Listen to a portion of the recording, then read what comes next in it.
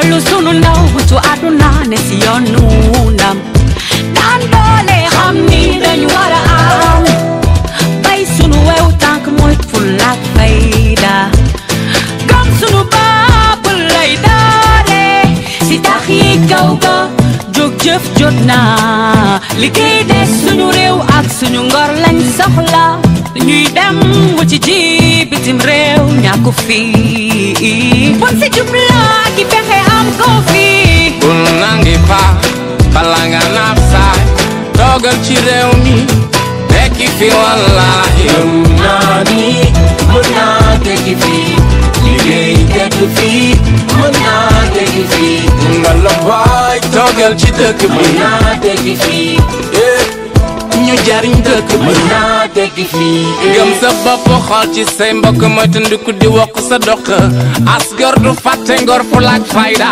ci la bokk alalay faj gàcce bànneex fajul naqar mën a wër mayewul wërsëg ku ne juddoog sa wërsëg bilaay wax ju wér la wax toogal ci réew mi bul dem fenn napp sàmm bay dunde lépp a ngi dox ci réew mi bu nu cuune waaw wax ju wér la wax toogal ci réew mi ut métier napp sàmm bay dunde lépp a ngi dox ci réew mi bu nu cuune waaw bul nangi fa bala nga naaf saay toogal ci réew mi.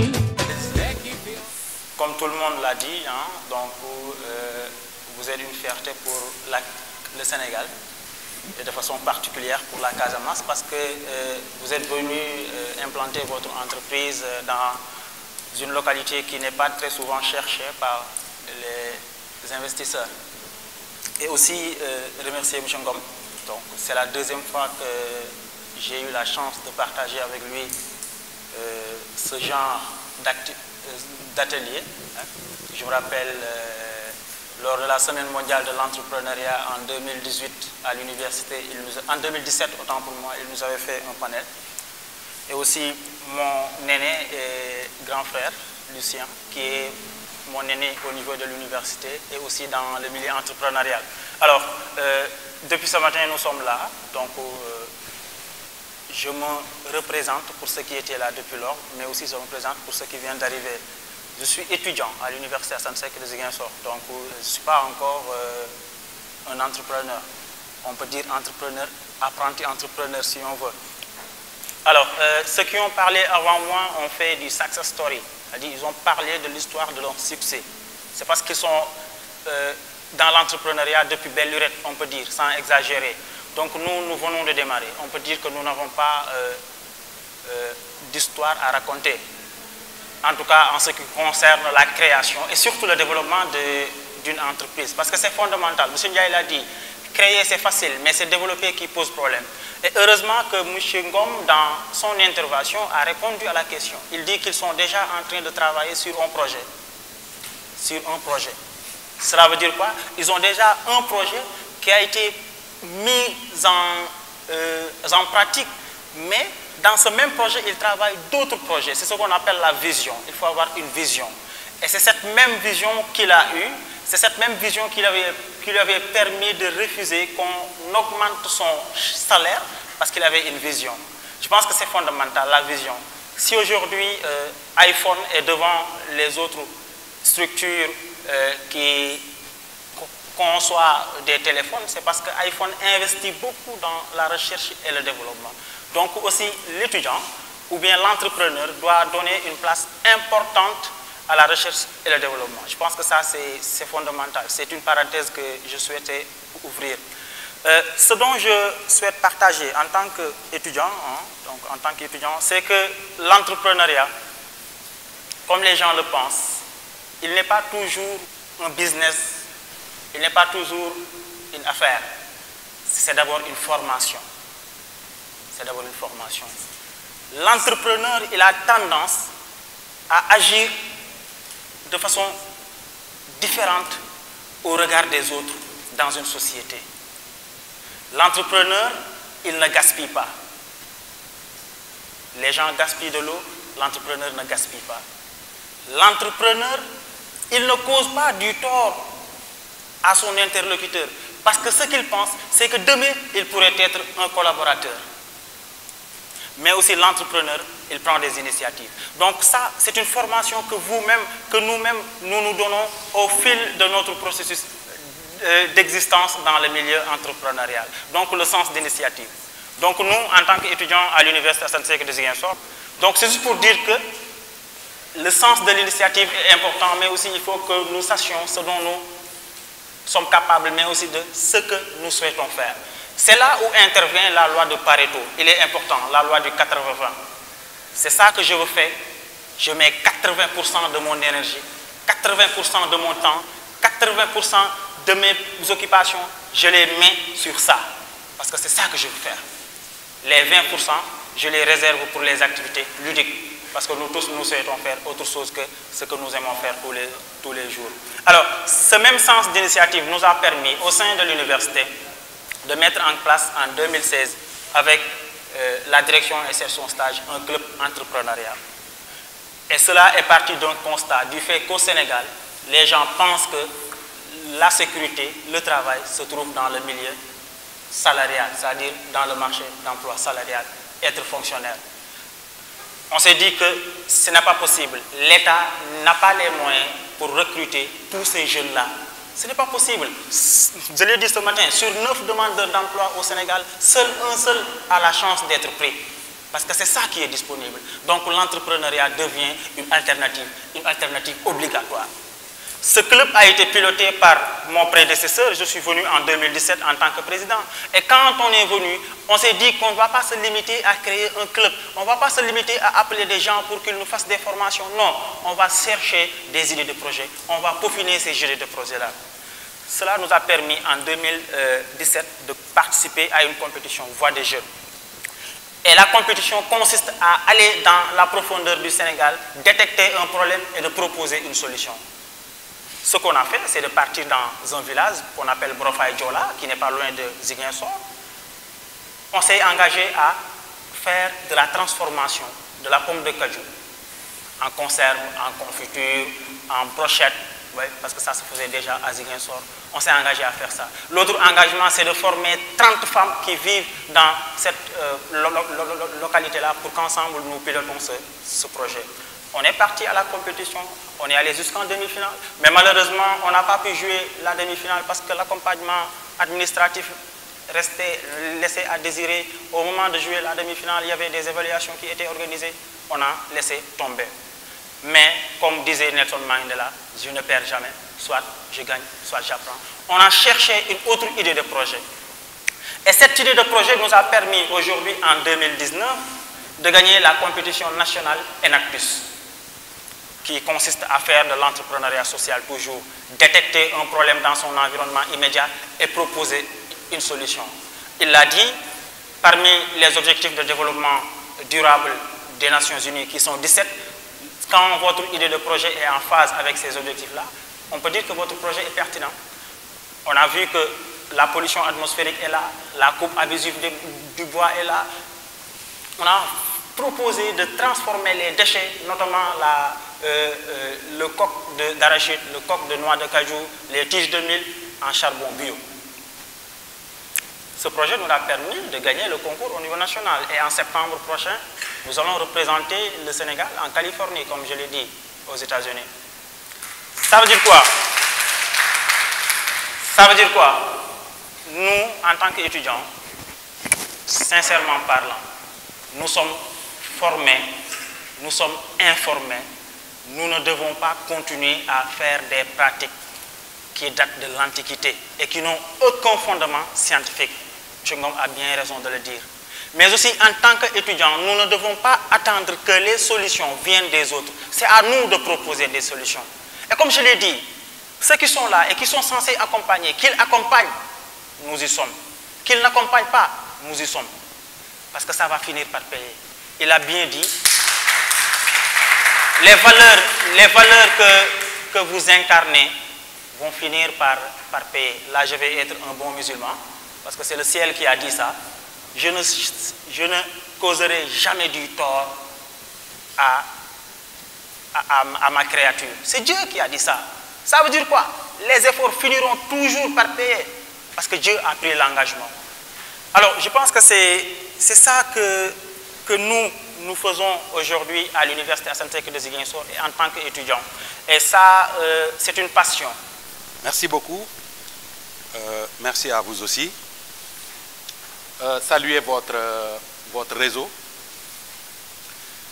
J'ai dit à votre responsable dans mon bureau que j'ai eu la chance depuis le début de cette année à n'intervenir qu'à la demande de jeunes comme vous impliqués dans l'entrepreneuriat. Je pense que c'est l'une des causes à même de me faire sortir de mon repère aujourd'hui. Parce que je crois que c'est l'une des causes, ou sinon, c'est la seule cause qui vaille aujourd'hui. C'est entreprendre. Refuser que le monde ne s'effondre sur nos têtes, que le monde ne nous tombe sur la tête. Et pour ça, il faut prendre l'initiative, il faut entreprendre. Pourquoi on a choisi la Casamance? Je pense que je n'ai pas choisi la Casamance. Elle m'a choisi. Je ne l'ai jamais choisi. Très jeune, j'ai été affecté, c'était je crois en 1977, à Ziguinchor comme professeur de mathématiques. Et très vite, il m'a été proposé par la direction de l'ancienne Somivac, la société de mise en valeur agricole de la Casamance, qui a coexisté avec comment dirais-je, dans le centre, avec, oui, c'était la période de l'ONCAD, hein, la SAED, etc., ces grandes sociétés de développement du monde rural. Donc, il m'a été proposé de rejoindre la Somivac à Ziguinchor, mais juste pour un court instant, le temps de marquer le pas et de trouver une bourse et d'aller poursuivre des études à l'étranger. Évidemment, j'étais très enthousiasmé par cette perspective, mais à peine j'ai mis le pied dans la Somivac, avec un poste très mineur, parce que l'idée ce n'était pas le poste, mais c'était la porte d'entrée, c'était juste une porte d'entrée. Automatiquement, le bailleur de fonds qui donnait les bourses s'est retiré, comme s'il n'attendait que j'arrive. Il s'est retiré. Le directeur général qui m'a débauché a été affecté. Et je me suis retrouvé seul à Sédhiou dans un projet de la Somivac qu'on appelait le projet rural de Sédhiou. J'y ai passé 11 ans. Et beaucoup qui me connaissaient m'ont demandé comment j'ai pu vivre pendant 11 ans dans ce que tout le monde appelait à l'époque un trou. J'y suis resté. Je pense que la première leçon d'ailleurs qu'il faut tirer, en fait, dans cela qu'on appelait un trou, par le travail, par la forte conviction, nous avons été très vite invités par la direction du projet qui nous dit, je le cite à peu près, « Monsieur Ngom, j'ai un problème avec vous. Vous avez un poste qui est subalterne, mais votre apport dans le projet est un apport de cadre. Je ne sais pas ce que je vais faire de vous. » Je dis, mais monsieur le directeur, faites tout avec moi, mais n'augmentez pas mon salaire. Pourquoi? Parce que quand j'y suis arrivé, c'était du temps du Parti Socialiste, avec son syndicat maison, la CNTS, et donc très jeune, j'ai créé un syndicat d'opposition. Et j'ai compris tout de suite en acceptant que mon salaire soit révisé, on m'aurait très vite accusé d'être un corrompu, d'être un vendu. Et donc, j'ai navigué avec ce poste. Et c'est 6 ans plus tard que je suis devenu le chef de la division évaluation dans laquelle j'avais été affecté. 6 ans après. De galère, etc., etc.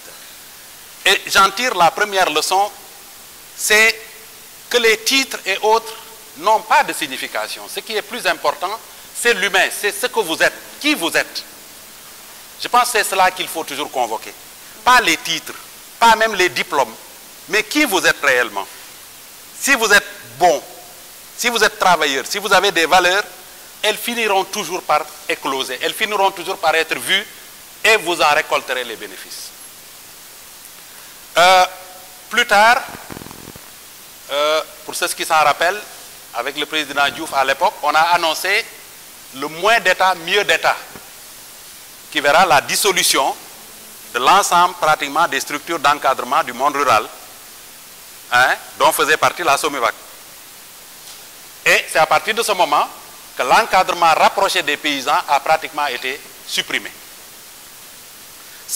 Voyant la fin de l'entreprise dans laquelle j'étais, le projet dans lequel j'étais, sachant sa fin prochaine, j'ai commencé à réfléchir sur mon avenir. J'ai dit tout à l'heure qu'il ne faut pas accepter que le ciel vous tombe sur la tête. Comme on dit en Wolof, so bëree bëree soo bëreewul ñu bëree daanu sa kaw kon kay bëreel benn yoon rek nga génn ci. Alors là intervient le deuxième aspect que je retiens de notre parcours, c'est la passion. Je suis profondément passionné d'informatique et d'espace. Eh oui, je me suis levé à n'importe quelle heure de la nuit pour regarder des étoiles filantes, une comète. J'ai eu la chance d'assister au dernier passage de la comète Halley. Hein? Et donc, voilà, je suis passionné. À un moment donné, quand j'ai senti la roue tourner, j'ai dit, il faut prendre une décision. Je ne crois pas que je serai un astronaute. C'était déjà trop tard. J'ai dit, l'espace ne me nourrira certainement pas. Et je me suis orienté vers l'informatique. Et c'est ainsi que j'ai eu l'occasion, d'abord avant cela, j'ai appris énormément de choses en informatique à partir d'un simple journal, d'un Science et Vie micro que j'ai eu entre les mains et que j'ai lu comme c'est pas possible. Comme quoi, le savoir, les orientations peuvent venir de tout. Mais il faut être curieux, il faut chercher partout. Nous avons trouvé le moyen, étant cadre dans ce projet-là, avec un revenu relativement intéressant à l'époque, dans les années 80, donc de nous inscrire dans un institut français et d'y suivre une formation en informatique. C'est même pas l'informatique qu'on fait peut-être aujourd'hui, c'était sur l'électronique digitale, les microprocesseurs, les micro-ordinateurs, vraiment sur l'aspect purement matériel de l'informatique et autres de la technologie. Et à la fin de la SOMIVAC, pour résumer, nous avions déjà fini nos études en informatique. Je précise que déjà, en tant que cadre également, à Sédhiou, nous nous sommes payés notre premier ordinateur à partir de notre propre salaire. À l'époque, il coûtait, je pense, 1,5 million. Nous l'avons fait venir des États-Unis. Et très rapidement, étant passionnés, nous avons pu en maîtriser beaucoup de choses et même commencer à dispenser des cours dans notre environnement. Ce qui nous a fait de petites économies. Et à la dissolution de la SOMIVAC, nous avons perçu des droits assez consistants. Et je dois vous dire aujourd'hui que c'est en fait le produit de ces formations dispensées ça et là, des revenus dont je n'avais pas besoin, c'était des extras, et des revenus obtenus à partir de nos droits de licenciement quand la SOMIVAC a été fermée, mais que nous avons créé la société Sud Informatique sur fonds propres. Et avec la participation de quelques amis dans le capital social. Et là également intervient une autre leçon à mon avis. J'entends aujourd'hui tellement de jeunes dire « Oui, j'ai pas le financement, il manque le financement, il manque ceci. » Moi, je refuse cette option-là. On ne peut pas être à la traîne du financement. Il est important, il est fondamental. Mais moi, j'ai toujours refusé d'être à la traîne du financement. Je ne peux pas confier ma vie, mon avenir à une institution ou à un individu qui voudra ou ne voudra pas me donner de l'argent. Je suis prêt à y aller mollo mollo. Hein? Quand on est parti au départ, mais on a eu juste quelques ordinateurs, quelques imprimantes, à partir de nos fonds propres. Et progressivement, par le système du réinvestissement, hein, vous gagnez un peu. Je pense que c'est après 2 ans ou 3 ans de Sudinfo que nous avons acheté une voiture. Nous étions à Bukota à l'époque. Et je me rappelle quand nous avions un certain nombre de choses à faire en ville, je prenais le taxi pour descendre au centre-ville. Et de là maintenant, je marchais à chaque fois pour aller, ça et là. Je prends le temps de me rafraîchir, je vais dans un autre bureau, etc. J'y arrivais propre, acceptable, je réglais mes problèmes et je n'avais besoin que d'un taxi aller et retour. Mais si vous vous dites tout de suite, il faut ici, maintenant, que j'ai un beau costume, que j'ai une belle voiture, très grosse, Mais vous n'aurez pas les moyens de refinancer votre activité. Et là, vous attendrez les financements, et les financements ne dépendent malheureusement pas de vous. Je pense qu'il y a un exemple qui est assez intéressant. Ce jeune homme-là dont on m'a envoyé la vidéo il n'y a pas longtemps, qui vend du couscous, hein, qui finance ses activités à partir du couscous qu'il vend, et il a fallu que les télévisions en parlent ces derniers jours pour que justement un financement lui soit octroyé. C'est pourquoi je pense qu'il ne faut pas avoir son projet dans sa valise tout le temps, j'ai un projet, et attendre que les financements viennent nous tomber dessus. Personnellement, je n'y crois pas. Je pense qu'il faut les financements de base. Ndiaye l'a dit tout à l'heure, on n'avait pas de fonds de roulement. Il ne nous a pas dit comment il l'a eu, mais je pense qu'il n'a pas juste attendu que quelqu'un ait la gentillesse de lui donner un fonds de roulement. La jeunesse a aujourd'hui les moyens de pouvoir trouver les fonds minimums pour pouvoir démarrer son affaire. Et montrer du doigt ce qu'on a fait. Nous en sommes là. Et donc, il est possible de nous aider parce que nous y sommes déjà. Donc, c'est dans ces conditions que nous avons créé la société Sudinfo, hein, qui n'était pas une école. C'était une société. Ayant été enseignant, ayant fait 11 ans de développement rural, de suivi et évaluation, mais nous avons dit que l'informatique à Ziguinchor serait le creuset de 3 domaines de compétences, l'enseignement, la formation si vous voulez, le développement rural, mais l'informatique en tant que telle. Donc c'est pour faire cette jonction-là que nous avons créé Sudinfo en 1990, peu après la dissolution de la Solidarité. Et aussitôt après, c'est vrai, nous donnions quelques formations à des jeunes, mais restant à l'écoute de notre environnement, de notre milieu, nous avons vu que la jeunesse avait besoin de pouvoir faire des formations diplômantes sur place sans avoir besoin d'aller à Dakar avec tout ce que cela comporte en termes d'hébergement, de transport, etc. Et c'est là que la société a créé en son sein un institut de formation, hein, qui plus tard sera d'ailleurs juridiquement différent de la société. Ça, c'est à partir de 2007. Voilà. Aujourd'hui, donc, Sudinfo, c'est pratiquement un groupe.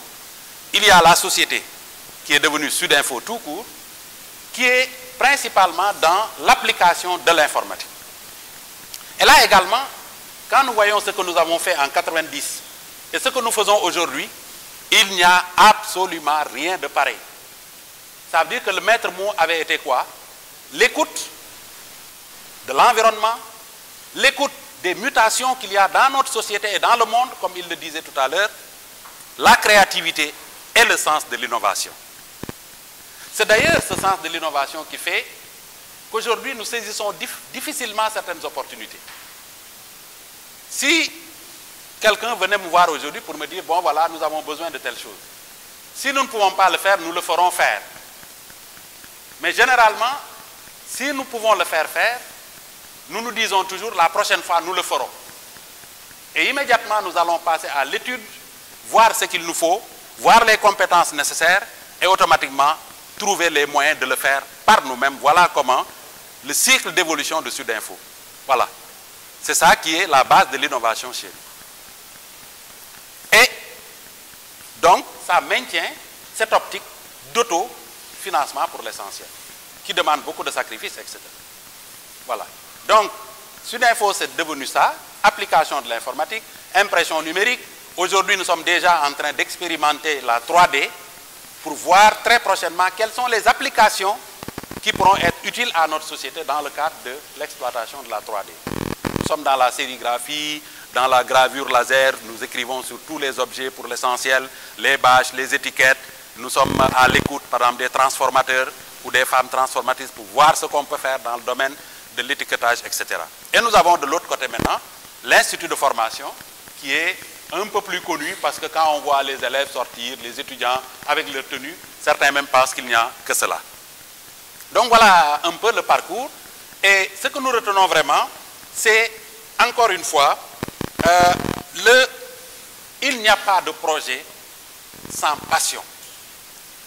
Je pourrais même dire, au niveau de l'école, quand les jeunes viennent nous voir, nous cherchons à déceler en eux la passion. Nous ne faisons pas de la formation un commerce, un simple commerce. Nous pensons que c'est suffisamment sérieux pour que nous puissions tenir compte de la réalité de chacun et de pouvoir lui proposer la formation qu'il faut. Et c'est en cela que la passion est importante. Moi, je me dis, quand on est passionné de quelque chose, on y arrive toujours. Je vous disais tantôt que j'avais une très grande passion pour l'espace. À un moment donné, j'ai tiré définitivement la conclusion que je n'irai jamais dans l'espace. Mais je me bats encore, malheureusement sans soutien, à travers un projet de création à Ziguinchor d'un parc scientifique et technologique, qui nous a valu en 2013 un prix international, que nous avons d'ailleurs mis entièrement au service de la promotion des sciences dans les écoles. Hein, et c'est faute d'un terrain que jusqu'à présent, nous n'arrivons pas à mettre en œuvre ce projet. Nous sommes en train de réfléchir sur comment le décliner de manière beaucoup plus petite, si vous voulez, pour régler deux problèmes essentiels. Le premier problème, c'est la perte des vocations scientifiques au Sénégal et particulièrement dans la région de Ziguinchor.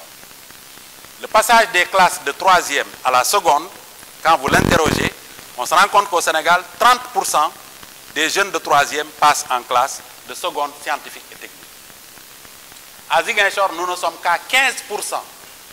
Et avant la terminale, ces 15% s'effondrent pour devenir quelque chose dans l'ordre de 5 à moins de 5%. Il n'existe pas un pays qui puisse se développer sans des scientifiques, sans des gens vraiment aptes à devenir demain des médecins, des ingénieurs, etc. C'est une catastrophe dans notre pays. Et justement, cette question vous interpelle au premier chef, parce que si vous regardez aujourd'hui autour de nous, il y a tout un tintamarre qui est fait autour d'idées qui n'ont absolument rien à voir avec le développement et qui sont en train de phagocyter notre jeunesse à travers sa propre conscience. Vous voyez aujourd'hui tous ces voyants, tout cela, il y a aujourd'hui un repli vers ce que croyaient en fait nos grands-pères, nos arrière-grands-pères. Vous voyez aujourd'hui tous ces jeunes-là qui, face à la crise, ont tendance à se retourner dans la religion. La religion n'est pas la solution à l'emploi. La religion est une question personnelle, mais ce n'est pas une solution à la crise, ce n'est pas une solution à l'emploi. Quand face à ce déficit pluviométrique, on dit parce que nous avons fait trop de péchés. Vous allez croire en ça, vous? Vous pensez que les Sénégalais font plus de péchés que les Américains, que les Français, que les Bissau-Guinéens? Mais vous devez refuser de croire en cela.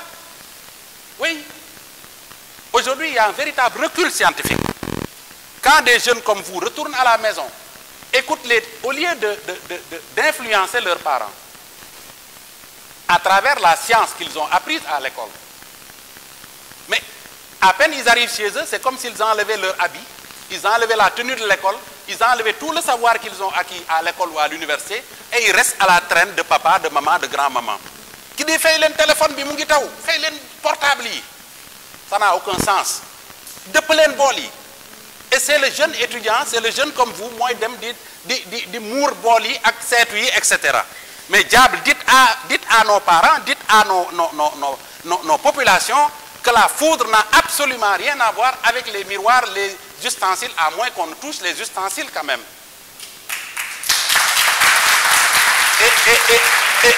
Et si nous en restons là, il ne sert à rien, je dis bien, il ne sert à rien d'essayer d'entreprendre.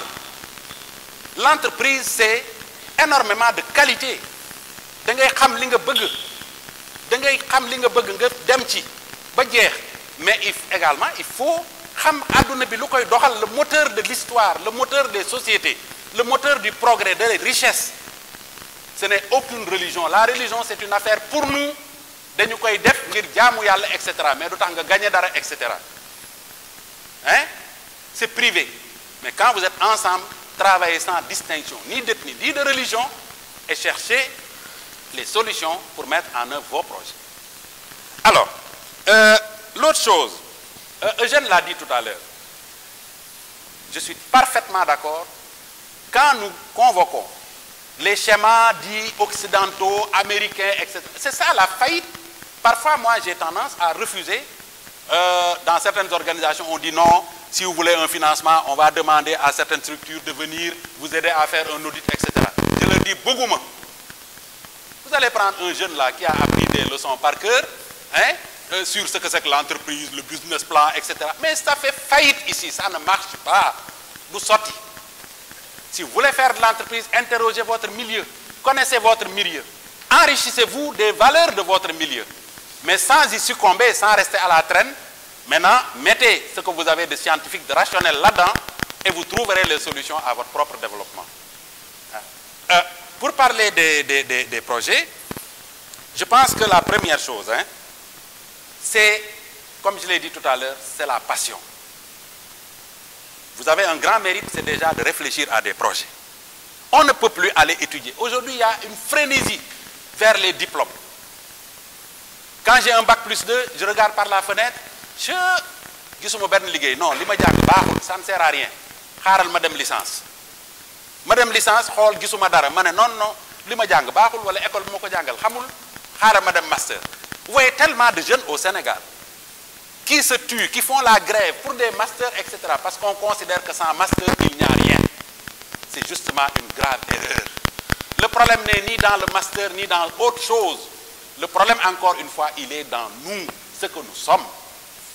Et ça veut dire quoi?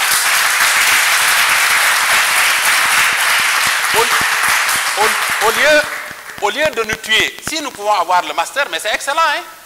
Mais au lieu de nous tuer, récemment, une jeune dame m'a dit, un de mes professeurs m'a proposé, elle a du travail, d'aller faire le master.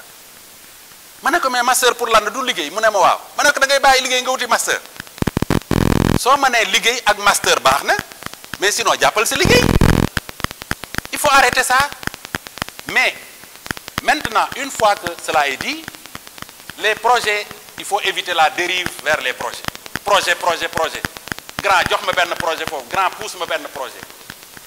Moi, je pense que si vous voulez, mesdames, mesdemoiselles, que vos projets marchent, la première condition, c'est que vous devez être aujourd'hui en mesure, quand vous couchez la nuit, vous éteignez les lumières et tout, vous rêvez. Vous devez voir votre projet tourner. Où est l'argent? Je ne sais pas.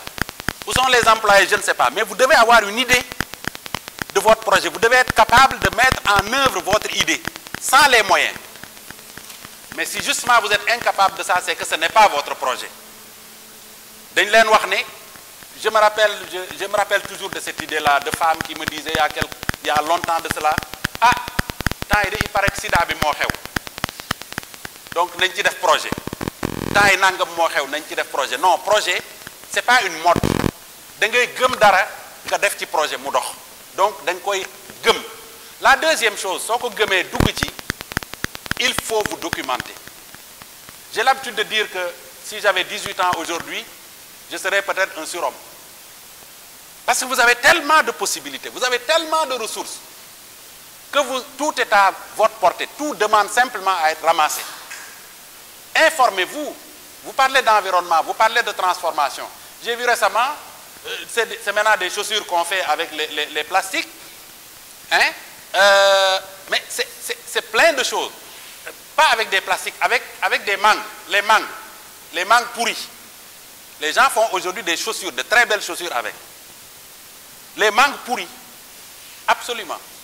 Donc, mais ça, je le dis souvent aux jeunes, quand on va à la maison, même la manière de regarder la télé, il pose des problèmes. Hein? Madame de TFM est là, regardez la TFM, c'est en l'information, c'est en l'enti, qui l'enti gëna etc., etc. Mais de grâce, su ngeen ci jógee aussi. Léeg-léeg dee leen dem dans le monde aujourd'hui dafa am des canaux d'information scientifique et technologique. Dafa am ay chaînes de télé, dafa am leneen yu mel noonu. Su ngeen koy xool ngeen xam lu xew ci àdduna bi, ça peut vous donner plein d'idées. Une fois maintenant que votre idée est assez bien précisée, assez bien canalisée, mais maintenant il restera à savoir où trouver le financement, qui peut me conseiller, hein, etc., etc.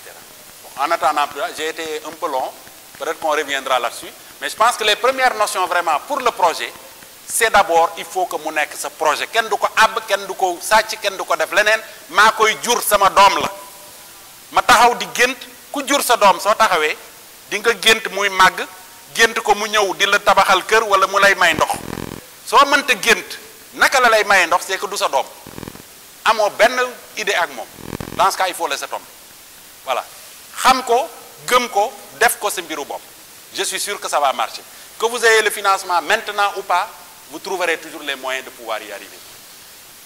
Voilà, excusez-moi. C'est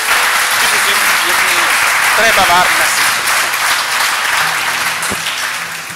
Donc, bonjour, Abdourahmane Lo, coordonnateur du réseau élèves étudiants entrepreneurs. Voilà.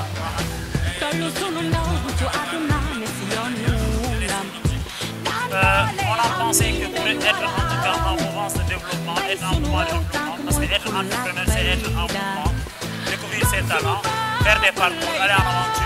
On peut essayer d'étudier carrément le terrain de façon très technique et très réelle. On a pensé réunir toute la jeunesse sénégalaise, faire une caravane, Dakar-Ziguinchor, en passant par le Kaolack, donc Fatick avant Kaolack, ensuite Kaolack, Bignona-Ziguinchor. Déjà découvrir le pays, mais aussi se découvrir, parce que quand on voyage, c'est comme si on allait en aventure. On découvre des expériences, des nouvelles choses, on a des expériences, on a une connaissance théorique déjà acquise à l'école, maintenant il est bon de le mettre en pratique pour savoir si cette connaissance conforme avec les réalités du terrain. Donc cette caravane, c'est pour réunir la jeunesse sénégalaise, pour un concept l'entrepreneuriat, pour essayer un peu de promouvoir l'entrepreneuriat chez les jeunes, leur dire que vous êtes en formation, d'accord c'est bon, et soyez porteurs de projet, participez un peu dans le développement du pays. ci la bokk alalay fa jaace bànneex fa ju naqar mën a wër mayewul wërsëg ku ne ju dog sa wërsëg billaay wax ju wér laa la wax toogal ci réew mi bul dem fenn le partenariat était très facile du moment qu'on a les mêmes visions et les mêmes engagements il est très facile de se réunir autour d'une table et essayer de voir les possibilités de partenariat. Ceci a été fait, donc on a réussi le Sénégal, on a le club entrepreneurial de l'université Assane Seck dirigé par Ousmane. Donc avec ses collaborateurs, on a essayé de faire cette caravane. Par la grâce de Dieu, ça a réussi. On l'a tenté pour une première expérience, ça a réussi et ça risque d'être continué en tout cas pour les années.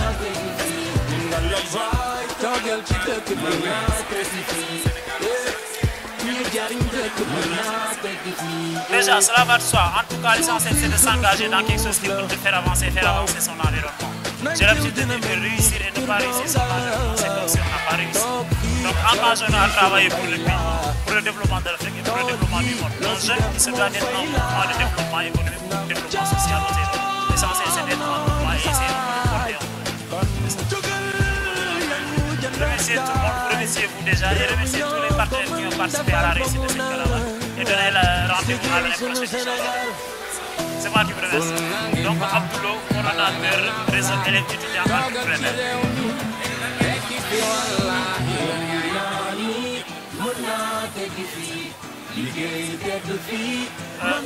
réew mi toll foo xam ne kenn ku nekk war a toll laaj nan nga mën a gañe ci réew mi mais dama war a laaj nan nga war a mën a defal réew mi déjà nga gañe ci mais réew mi aussi gañe ci donc ñu xalaat ne jeune bu nekk dafa am projet de développement nekk ci di ciy jariñu ay morom di ci jariñu réew mi di ci jariñu moo tax ñuy wax ne jàng baax na nekk di jàng baax na xaar ba jàng ba pare boo ko seetloo def baax na mais jàpp nañu fi gën fi nga toll ci jàng nga nekkaale ci benn projet boo xam ne boo paree sa jàng rek da koy développé nekk structure ñu jariñ dëkk bi ndax ñun du nay dëkk bi ñoo war a defar dëkk bi toogal ci dëkk bi njariñ am na ci dëkk bi toogal ci dëkk bi ndimbal am na ci dëkk bi waaw loolu dañ ciy sant sunu mbokku entrepreneur yu nekk Casamance dafa am benn club bu ñu tuddee club entrepreneuriat de l'université Assane Seck moom laa wax sànq ci tubaab bu ñuy wax Ousmane Gueye moom moo def mise en connexion bi rek ñoom comme on a les mêmes visions et les mêmes engagements ñu ñëw jàpp ci caravane bi metti lool ci ay activités yu bari parce que Dakar Ziguinchor ñëpp xam nañ ne dafa sori mais teewul bi ñu ñëwee fii ba léegi ñoom seen accompagnement tax na yëguñu tuñ benn coono ñu ngi réussir suñuy activité di ko déroulé nii ñu ngi ci benn panel léegi te bu jeexee rek ñu xam ne sant yàlla bul nangi fa bala nga naaf sa toogal ci réew waaye ni ko ci def rek da ci boolee liggéey boo dee daw dafa xëy na nga bëgg a def yëpp mais boo ci boolee liggéey rek dana baax. Merci.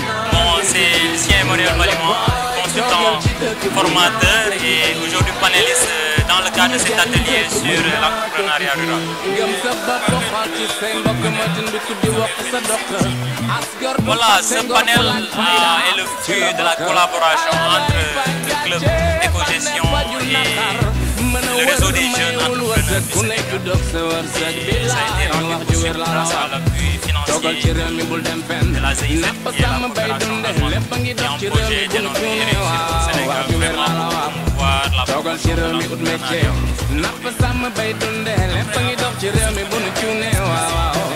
bul nangi fa bala nga naaf sa toogal ci réew dynamisme que je salue beaucoup. Vraiment, en cette période hivernale, les gens d'habitude sont autour des navétanes. Mais de voir aujourd'hui une jeunesse consciente, voilà, que l'entrepreneuriat est une solution.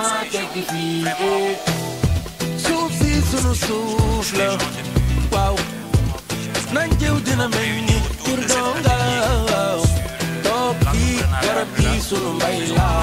Comme on a l'assistance, découvrir les potentialités qui existent en milieu rural, ces activités connexes, la transformation des produits locaux d'origine animale, végétale, autour de tout ce qui est maïssage, autour de ce qui est foresterie et de ce qui est également l'écotourisme, la mise en place des campagnes, bon, très satisfait et vraiment je remercie la ZIZ qui sans lui cette activité n'aurait pas lieu et j'encourage davantage les jeunes à vraiment aller dans le sens du développement personnel, avoir le leadership, avoir confiance en eux et savoir que ce qui est possible à l'étranger peut-être aussi qu'ils peuvent être aujourd'hui des champions, des PDG, voilà, des gens à l'instar de Youssou Ndour, pourquoi pas à l'instar de Mark Zuckerberg de Facebook. Donc c'est possible de réussir ici au Sénégal. Voilà, c'est le mot de la fin. Merci. Dimbal am na ci dëkk bi gëm sa gox soxali sa gox gëm sa bopp ñàkk jaariñu gëm sa gox soxali sa gox gëm sa bopp ñàkk jaariñu